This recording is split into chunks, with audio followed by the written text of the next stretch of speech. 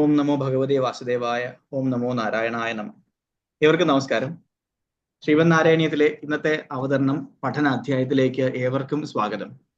ഇന്ന് നമ്മൾ 16ാമത്തെ ദശകമായ നരനാരായണ അവതാരവും ദക്ഷയാഗവും അതിലെ 6 മുതൽ 10 വരെയുള്ള ശ്ലോകങ്ങളാണ് അവതരിപ്പിക്കുന്നത്. ഇന്നത്തെ അധ്യായം ആരംഭിക്കുന്നതിന് വേണ്ടിയിട്ട് ഏറെ പ്രിയപ്പെട്ട ഡോക്ടർ NS അയ്യർ അവരെ ആദരപൂർവ്വം ക്ഷണിക്കുകയാണ്. എല്ലാവർക്കും നമസ്കാരം. ഓം നമോ ഭഗവതേ വാസുദേവായ. ധന്വന്തരയേ അമൃതകലശഹസ്തായ സർവാമയ വിനാശനായ ത്രൈലോക്യനാഥായ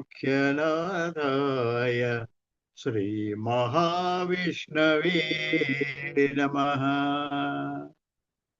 അസ്മിൻ പരാത്മന്നനുപാത്മകൽപേ ത്വമിത്തമുത്ഥാപിതപത്മയോനിഃ അനന്തഭൂമാമരോഗരാശിം നിരുന്തി വാതാലയവാസവിഷ്ണോ. ഓം നമോ ഭഗവതേ വാസുദേവായ.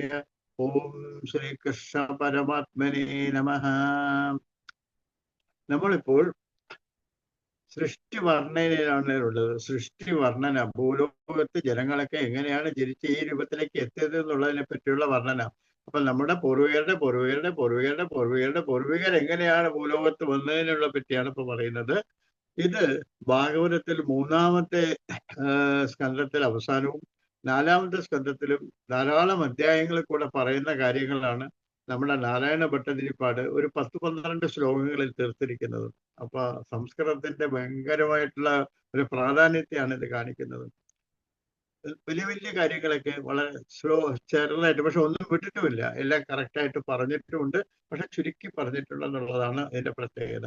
അപ്പൊ നമ്മൾ ഇന്ന് നരനാരായണ അവതാരത്തിന്റെ വർണ്ണനയും ദക്ഷയാഗ വർണ്ണനയും. അപ്പൊ നമുക്ക് 10 അവതാരത്തിന്റെ അടുത്തത് നമുക്ക് കപിലാവതാരം നമ്മൾ വായിച്ചു. അപ്പൊ 11ആയി. അടുത്തത് നമുക്ക് 12ാമത്തെ അവതാരമായ നാരായണന്റെ അവതാരമാണ് നരനാരായണ അവതാരം എന്നാ പറയുക. അപ്പൊ നരനാരായണ അവതാരത്തിനെയാണ് നമ്മളിപ്പോ വായിക്കുന്നത്. ഇന്നലെ വായിച്ച 5 ശ്ലോകങ്ങൾ ഒന്നുകൂടെ ഞാനിപ്പോ വായിക്കാം. ദക്ഷോ വിരിഞ്ചതനയോധമനോസ്തനൂജാം ലബ്ധ്വാ പ്രസൂതിമിഹ ഷോഡശചാപകന്യാഃ ധർമ്മേ ത്രയോദശ ദദൂ പിതൃഷു സ്വതാം ച സ്വാഹാം ഹവിർഭുജി സതീം ഗിരിശേ ത്വദംശേ.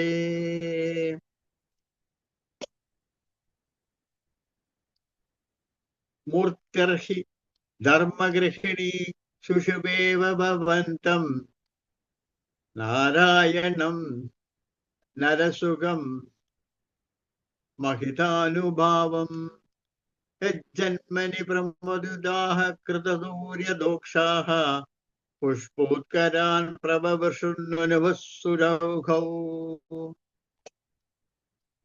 ദൈത്യം നവസഹസ്ര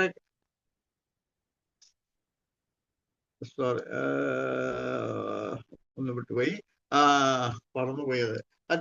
മൂർത്യർഷി ധർമ്മഗൃഹിണി സുഷിവേവ ഭവന്തം നാരായണം നരസഹം മഹിതാനുഭാവം ജന്മനി പ്രമുദിതാ കൃതസൂര്യഘോഷ പുഷ്പോത്കരാൻ പ്രവവൃഷുർനുവു സുരഘൗ. പുഷ്പോത്കരാൻ പ്രവവൃഷുർനുവു സുരൗഘൗ. ദൈത്യം സഹസ്രകവചം കവചൈഃ പരീതം സഹസ്രവത്സര തപഃ സമരാവിലവ്യൈഃ വര്യായ നിർമ്മിത തപഃ സമരൗ ഭവന്തൗ. തിഷ്ഠൈകകങ്കടമമും നശ്യതാം സലിലം ദൈത്യം സഹസ്രകവചം കവചൈഃ പരീതം സഹസ്രവത്സര തപഃ സമരാവിലവ്യൈഃ പര്യായ നിർമ്മിത തപഃ സമരൗ ഭവന്തൗ. ശിഷ്ടൈകകങ്കുടമമും ന്യഹതാം സലീലം അന്വാചരൻ ഉപദിശന്ന വിമോക്ഷധർമ്മം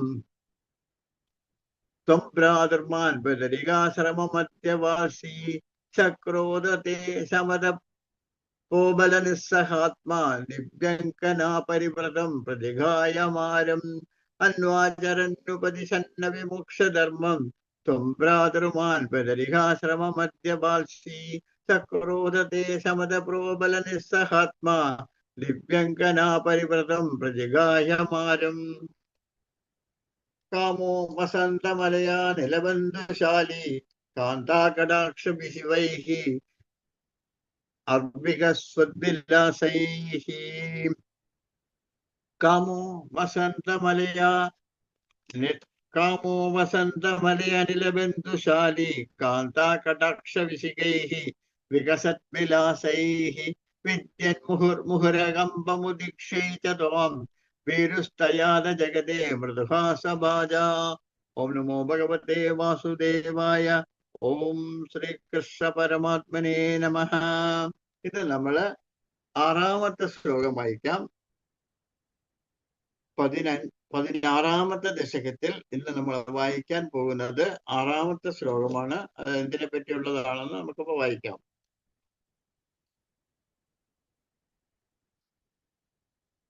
ഭിത്യാലമങ്കജവസന്തസുരാംഗനാവോ മന്മാനസം ജുഷ്വദ്ധമിതി ബ്രുവാണഃ ത്വം വിസ്മയേന പരിതഃ സ്തുവതാമതൈഷാം പ്രാദർശയ സ്വപരിചരകകാതരാക്ഷി.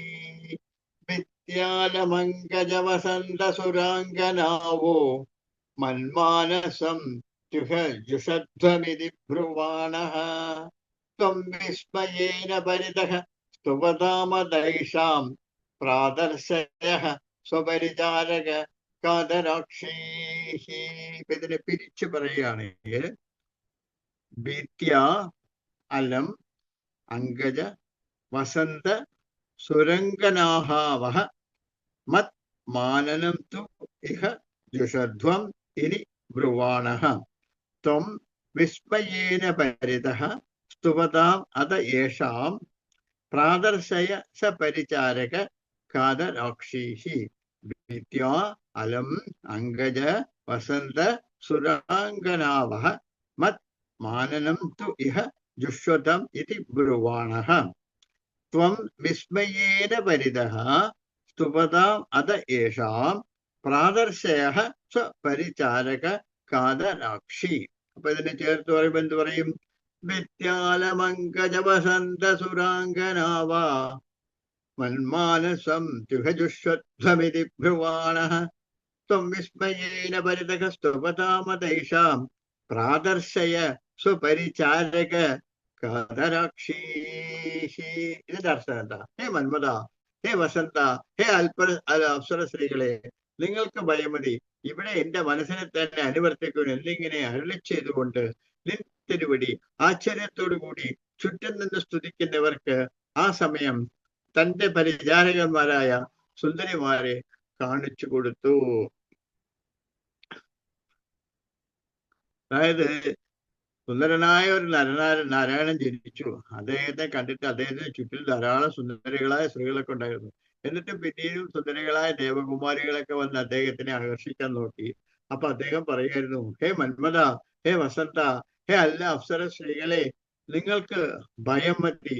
ഇവിടെ എന്റെ മനസ്സിനെ തന്നെ അനുവർത്തിക്കുവിൻ എന്നിങ്ങനെ അരുളി ചെയ്തുകൊണ്ട് നിൻ തിരുവടി ആശ്ചര്യത്തോടു കൂടി ചുറ്റും നിന്ന് സ്തുതിക്കുന്ന ആ അപ്സര സ്ത്രീകൾക്ക്, ആ സുന്ദരികളായ അപ്സര സ്ത്രീകൾക്ക് ആ സമയം തന്റെ പരിചാരകന്മാരായ അപ്സര സ്ത്രീകളെക്കാളും സുന്ദരിമാരായ തന്റെ പരിചാരകന്മാരായ സുന്ദരിമാരെ കാണിച്ചു കൊടുത്തു.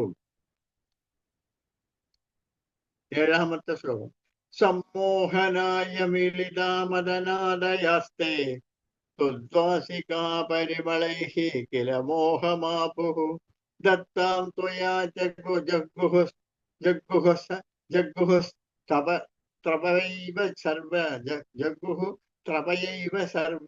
സർവാസി ഗർവശമനീം പുരുഷരീം ത്വാം.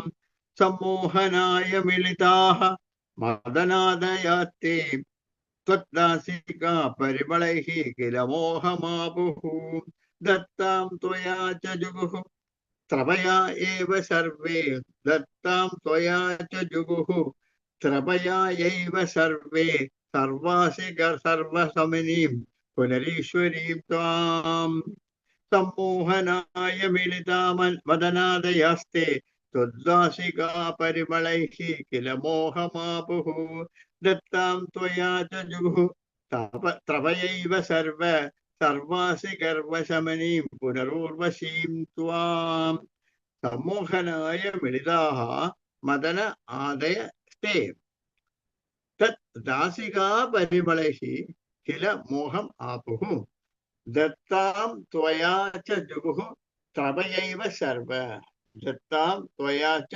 ജുഗുഃ ത്രപയൈവ സർവാസി ഗർവഗമനം പുന ഊർവശീം ത്വാം സർവാസി ഗർവശമനം പുന ഊർവശീം ത്വാം.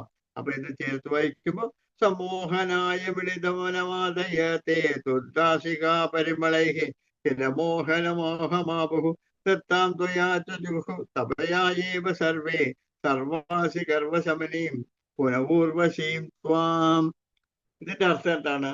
നിൻ തിരുവടിയെ മോഹിപ്പിക്കുവാനായി ഒരുമിച്ചു കൂടിയ കാമദേവൻ മുതലായവർ, അതായത് ഈ നാരായണൻ അവതരിച്ചപ്പോ നാരായണനെ വശീകരിക്കുവാനായിട്ട് കാമദേവനും ദേവസുന്ദരിമാരൊക്കെ അവിടെ ഒത്തുചേർന്നു.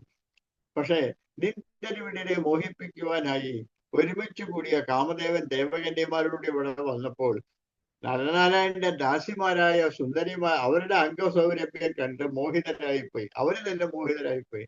അനന്തരം നിൻ തിരുവടിയാൽ നൽകപ്പെട്ടവളും സർവലോകവാസികളായ എല്ലാവരുടെയും ഗർഭത്തെ ശമിപ്പിക്കുന്നവളുമായ ആ ഊർവശി എന്നവളെ ലജ്ജയോടുകൂടി തന്നെ അവർ സ്വീകരിക്കുകയും ചെയ്തു. അപ്പോ ഇദ്ദേഹത്തിന്റെ കൂടെയുള്ള ഊർവശി എന്ന സ്ത്രീയെ കാമദേവനും കൂടെ വന്ന ദേവസ്ത്രീകൾക്കും ഇദ്ദേഹം സമ്മാനിച്ചു എന്നാണ് പറയപ്പെടുന്നത്. നിൻ തിരുവടിയെ മോഹിപ്പിക്കുവാനായി ഒരുമിച്ച് കൂടിയ കാമദേവൻ മുതലായവർ അങ്ങയുടെ ദാസിമാരുടെ അംഗസൗരഭ്യം കണ്ട് മോഹിതരായി പോയി.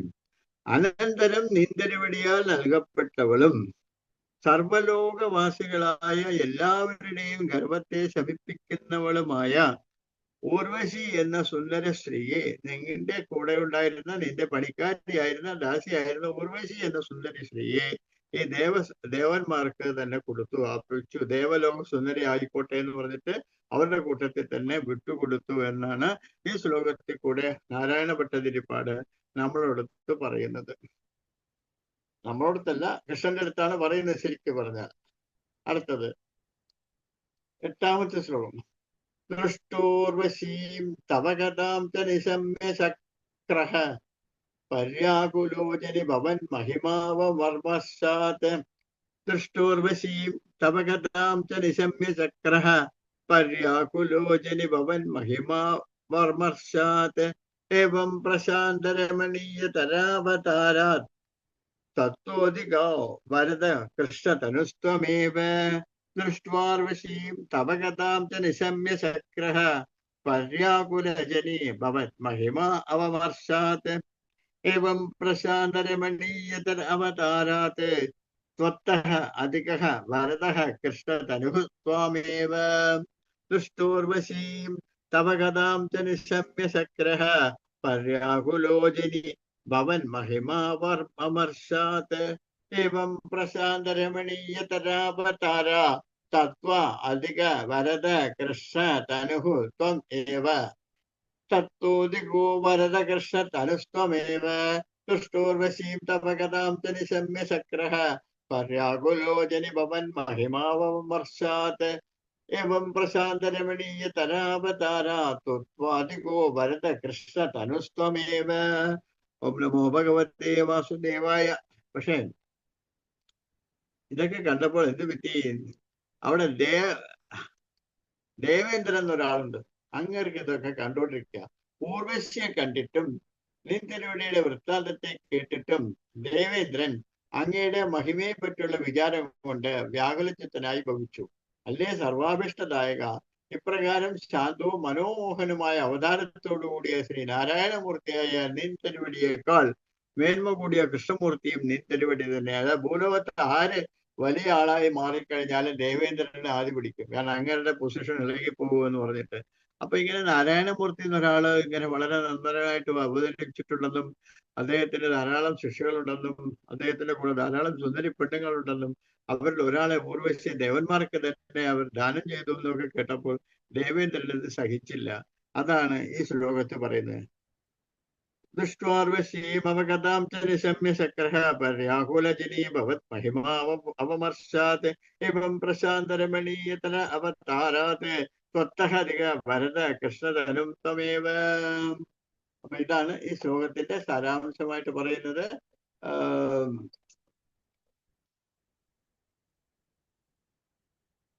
ദുഷ്ടോർവശീതമകഥാം ച നിശമ്യ ശക്രഃ പര്യാകുലോചനി ഭവൻ മഹിമാവമർശാത് ഏവം പ്രശാന്തരമണീയതരാവതാരാ ഭരത കൃഷ്ണ തനുസ്ത്വമേവ. അടുത്തത് 9ാമത്തെ ശ്ലോകം. ദക്ഷസ്തു ധാതുരതിലാലനയാ രജാന്തോ രാജാന്തോ നാത്യാദൃതസ്തയേ ച കഷ്ടമ ശാന്തിരാസീത് തേന വിരുദ്ധസവത്തനുമേവ സർവം യജ്ഞേ ച വൈരവിശുനേ സ്വസുതാം വ്യമാനീത്. ദക്ഷസ്തു ധാതുരതിലാലനയാ രജാന്തോ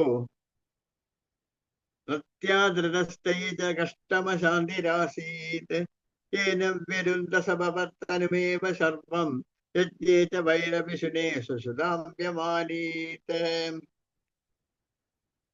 എന്താണ് ഇതിന്റെ ശ്ലോകത്തിന്റെ പ്രത്യേകത? ദക്ഷസ്തു ദക്ഷഃ തു അതിലാലനയാ രജ അന്തഃ.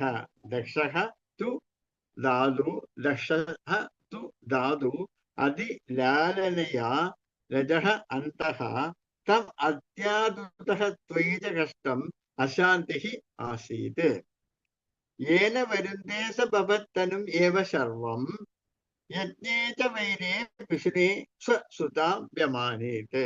ദക്ഷസ്തു ധാതുതിലാലനയാ രജന്തഃ ന അത്യാദയ ദക്ഷസ്തു ധാതുരലിലാലനയാ രജാന്തഃ അത്യാദതസ്ത്വയി അത്യാദുതസ്തയി ച കഷ്ടമശാന്തിരാസീത് തേന വിരുദ്ധസവത്തനുമേവ സർഗർവം യജ്ഞേ ച വൈരവിശുനേ സ്വസുതാം വ്യമാനീത്. ദക്ഷസ്തു ധാതുരലിലാലനയാ രജാന്തോ നാത്യാദൃതസ്തയി ച കഷ്ടമശാന്തിരാസീത് യേന വിരുദ്ധസവത്തനുമേവ സർവം യജ്ഞേ ച വൈരവിശുനേ സ്വസുതാം വ്യമാനീത്. ദക്ഷനാവട്ടെ ബ്രഹ്മാവിന്റെ അധിക ലാളനം കൊണ്ട് രജോ ഗുണത്താൽ വിവേകമില്ലാത്തവനായി നിൻ തിരുവഴിയിൽ കൂടി വലിയ ബഹുമാനമില്ലാത്തവനായി അടക്കമില്ലാത്തവനായി തീർന്നു. കഷ്ടം തന്നെ. അക്കാരണത്താൽ അദ്ദേഹം അങ്ങയുടെ മൂർത്യന്തരമായി തീർന്നിരിക്കുന്ന പരമശിവനെ ദ്വേഷിച്ചു. വിനോദ സൂചകമായ യാഗത്തിൽ തന്റെ സ്വന്തം മകളായ സതിയെ അവമാനിക്കുകയും ചെയ്തു. ദക്ഷനാകട്ടെ ദക്ഷൻ ബ്രഹ്മാവിന്റെ പുത്രനാണല്ലോ. ബ്രഹ്മാവിന്റെ അധിക ലാളന കൊണ്ട് രജോ ഗുണത്താൽ വിവേകമില്ലാത്തവനായി പോയി. നിൻ തിരുവടിയിൽ കൂടി വലിയ ബഹുമാനമില്ലാത്തവനായി അടക്കമില്ലാത്തവനായി തീർന്നു. ഞാൻ ബ്രഹ്മാവിന്റെ മകനാണെന്ന മട്ടിൽ പ്രജാപതി ഡയറക്റ്റായിട്ട് വന്ന ആളാണ് ദക്ഷൻ. അപ്പോൾ ദക്ഷ പ്രജാപതി കർദമനെ പോലെ അപ്പോ ഡയറക്റ്റായിട്ട് വന്ന ആള്. അപ്പോ നിൻ തിരുവടിയിൽ നിന്നും വലിയ ബഹുമാനമില്ലാത്തവനായും അടക്കമില്ലാത്തവനായും തീർന്നു. കഷ്ടമായി പോയി.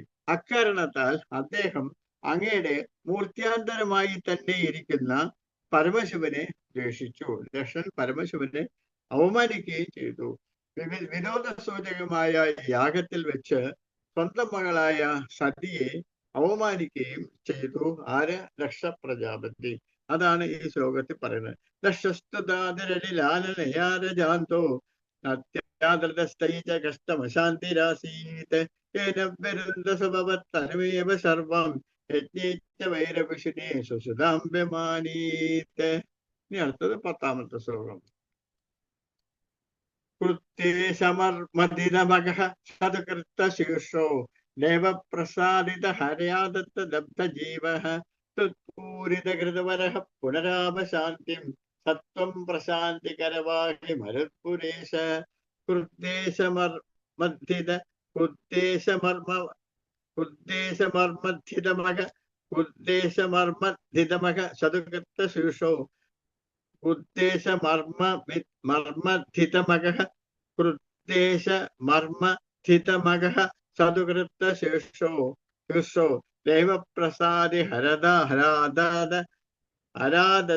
ലബ്ധജീവഃ കൃദ്ദേശമർമ്മദിതമഗഃ സതുകീർത്ത ശീർഷോ ദേവപ്രസാദിത ഹരാദത ലബ്ധജീവക പൂരിതകൃതവരഃ പുനരാപശാന്തിം സത്വം പ്രശാന്തികര പാഹി മരുത്പുരേശ കൃദ്ദേശമർമ്മദിതമഗഃ സതുകീർത്തശീർഷാഃ കൃദ്ദേശമർമ്മദിതമഗഃ സതുകീർത്തശീർഷോ ദേവപ്രസാദിത ഹരാദത ശബ്ദജീവഃ ദേവപ്രസാദിത ഹരാദത ലബ്ധജീവഃ തത്പൂരിതകൃതവരഃ പുനരാപശാന്തിം സത്വം പ്രശാന്തികരവാഹി മരുത്പുരേശ കൃദ്ദേശമർമ്മദിതമഗഃ സതുകീർത്തശീർഷോ ദേവപ്രസാദിത ഹരാദത ലബ്ധജീവഃ തത്പൂരിതകൃതവരഃ പുനരാപശാന്തിം സത്വം പ്രശാന്തികരവാഹി മരുത്പുരേശ കുർദേ ഈശ മർത്തിത മഗഃ സത തു കൂത്ത ശീർഷ ദേവപ്രസാദിത ഹരാൻ അതലബ്ധ ജീവഃ ത്വത്പൂരിത കൃതവരഃ പുനഃ അഭിശാന്തിം സഹത്വം പ്രശാന്തികര പാഹി മരുത്പുരേശ കൃദ്ദേശമർമ്മദിതമഗ സതുകൃത്തശീർഷോ ദേവപ്രസാദിത ഹരാദത ലബ്ധ ജീവഃ ത്വത്പൂരിത കൃതവര പുനരാപശാന്തിം സത്വം പ്രശാന്തികരമാഹി മരുത്പുരേശ. ഓം നമോ ഭഗവതേ വാസുദേവായ. ആ ദക്ഷനാകട്ടെ കോപാവിഷ്ടനായ ശിവനാൽ നശിപ്പിക്കപ്പെട്ട യാഗത്തോടു കൂടിയവനായി തലയറുക്കപ്പെട്ട് പിന്നീട് ദേവന്മാരാൽ പ്രസാദിക്കപ്പെട്ട ശങ്കരനിൽ നിന്ന് ലഭിക്കപ്പെട്ട ജീവനോട് കൂടിയവനായി നിത്യരുവിടിയിൽ പൂർത്തിയാക്കപ്പെട്ട ശ്രേഷ്ഠമായ യാഗത്തോടു കൂടിയവനായി വീണ്ടും ശാന്തിയെ പ്രാപിച്ചു. സകല ദുഃഖങ്ങൾക്കും ശാന്തി ചേർക്കുന്ന ഗുരുവായൂരുപദേശ അപ്രകാരമാണ് നിന്തിരുവടി എന്നെയും കാത്തിരേളേണമേ. ആ ദക്ഷനാകട്ടെ കോപാവിഷ്ടനായ ശിവനാൽ നശിപ്പിക്കപ്പെട്ട യാഗത്തോടു കൂടിയവനായി തലയറുക്കപ്പെട്ട് പിന്നീട് ദേവന്മാരാൽ പ്രസാദിക്കപ്പെട്ട ശങ്കരനിൽ നിന്ന് ലഭിക്കപ്പെട്ട ജീവനോട് കൂടിയവനായി നിന്തിരുവടിയിൽ പൂർത്തിയാക്കപ്പെട്ട ശ്രേഷ്ഠമായ യാഗത്തോടു കൂടിയവനായി വീണ്ടും ശാന്തിയെ പ്രാപിച്ചു. സകല ദുഃഖങ്ങൾക്കും ശാന്തി ചേർക്കുന്ന ഹേ ഗുരുവായൂരപ്പ അപ്രകാരമുള്ള നിന്തിരുവടി എന്നെ കാത്തരുളേണമേ. അതായത് മൂന്നാമത്തെ സ്കന്ധത്തിൽ 4-ാമത്തെ സ്കന്ധത്തിലും 3-ാമത്തെ സ്കന്ധത്തിൽ 33-ാമത്തെ അധ്യായത്തിലെ 4-ാമത്തെ സ്കന്ധം മുഴുവനുമായിട്ടൊക്കെ പറയുന്ന പലതരത്തിലുള്ള ആയിരക്കണക്കിന് ശ്ലോകങ്ങളുടെ സാരാംശമാണ് 2-3 വരികളിൽ കൂടി നമ്മുടെ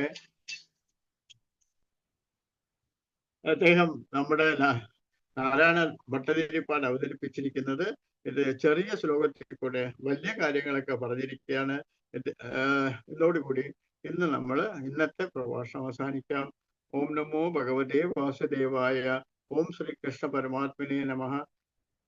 അസ്മിൻ പരാത്മന്നനുപാത്മകൽപേ ത്വമിത്തമുത്ഥാപിതപത്മയോനിഃ അനന്തഭൂമാ മമ രോഗരാശിം നിരുൽത്തി വാതാലയവാസ വിഷ്ണു.